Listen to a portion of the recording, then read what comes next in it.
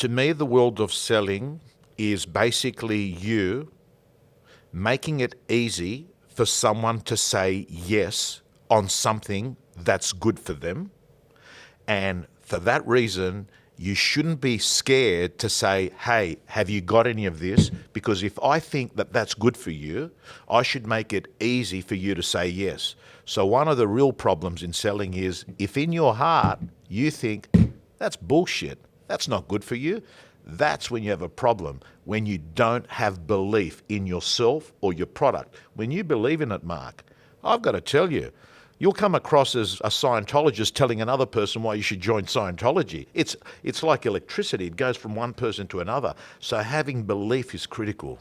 Great book, Influence by Dr. Robert Cialdini. That's what it's called, Influence. Influence. So what this guy did is he went in as part of his PhD and would go in undercover and go through sales training programs, insurance companies, real estate companies, and he would go off and become a candidate and a graduate and do all those courses. And then he went off and he studied, why is it that some people have the ability to influence another person?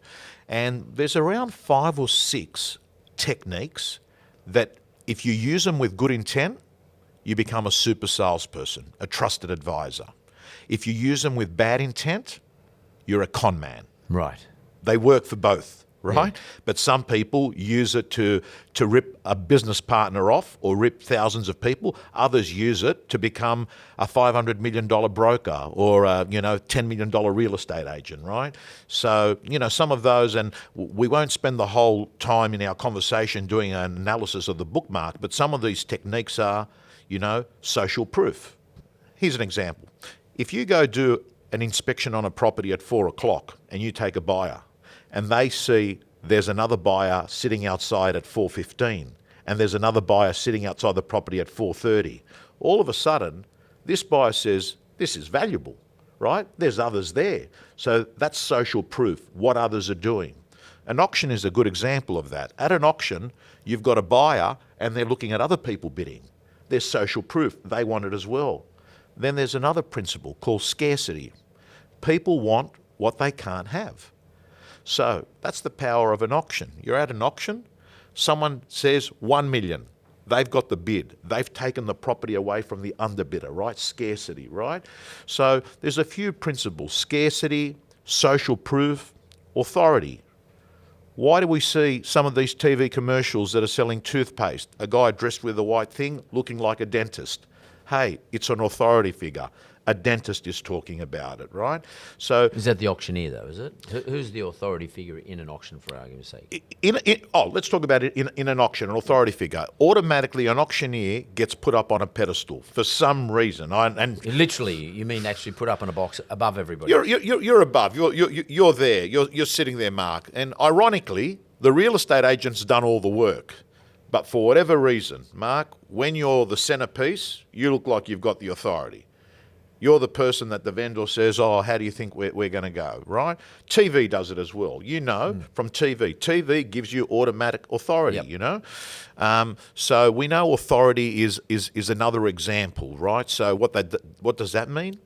If you're a mortgage broker, if you're in pharmaceutical sales, if you're in media sales, if you're a real estate person, you want to get known as the authority in the marketplace and have what I call eminence.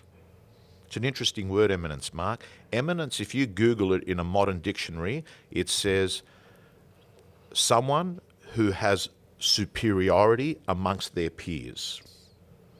So eminence is really important because if you've got eminence in an industry, you're on the shopping list, right?